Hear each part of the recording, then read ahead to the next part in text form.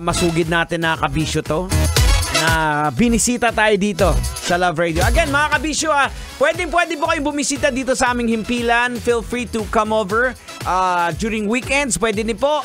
Saturday and Sunday, bukas po tayo dito. Pero from 6 in the morning hanggang alas 6 lang po ng gabi. Ayan, aside from that, wala na pong mga tao. Mga kaluluwa na po naiiwan dito. Okay, eto, hindi na natin patatagalin to. Tanga, pag-usapan na natin to. Viral ngayon ang eksena ni Coach Yeng Guiao at kay Terence Romeo. Ito po ay matapos na nagalit si Coach Yeng Guiao sa ginawa ni Terence Romeo. Ang sabi pa ni Coach Yeng, may tao talagang bastos! Wala tayong magagawa! May taong mayabang! May taong bastos! Wala tayong magagawa doon! Ang sabi niya pa nagalit din ako. I lost my temper. Pero deserving din sila.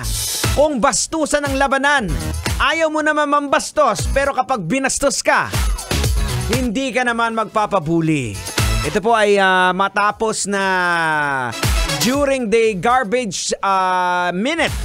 Ika nga sa larong basketball, this is the unwritten rule na halimbawa, kung talo na yung kalaban, kung dying seconds na lang, wag mo na yung i-shot yung bola. O, eto ngayon mga kabisyo, logika natin. Tanga! Logika na natin, Tatang! Ay, sige! Huwag mo nang patagalin yan! Banatan mo! Logikan mo na yan! Logika na yan! Logika na yan! Mga kabisyo, logika na yan. Anong leksyon ang ating mapupulot? Anong aral ang ating madodoko? Boards, kailangan pa bang i-memorize yan? Basic. Basic dapat kasi ang respeto pagdating sa larong basketball. Ito po yung sinasabi na, gaya na sinasabi ko kanina na unwritten rule, di ba, sa basketball. Kasi mga kabisyo, it adds up insult to the injury. Parang talo na nga, inaapakan mo pa. Kaya nagalit din si Coach Yeng. Siguro, hindi natin masasabi, these are the possibilities only. Baka si Romeo, posibleng hindi alam yung oras na paubos na, or gusto niya lang mag-show off kasi lugar niya yun kababayan yung mga nandun Iba din kasi yung vibe pag merong home court advantage, di ba? O lalo na kung nanonood yung mga kaibigan mo, yung mga mahal mo sa buhay. Parang sa school lang yan, di ba? Pag alam mo na nandyan yung crush mo, aba, mag-show off ka. Di ba? O pag nandyan yung crush mo, iba yung pitik ng galawan mo. Ano yung nagiging resulta, Tang? Ay, kailangan pa bang i-memorize yan? Basic! Nagiging buaya ka!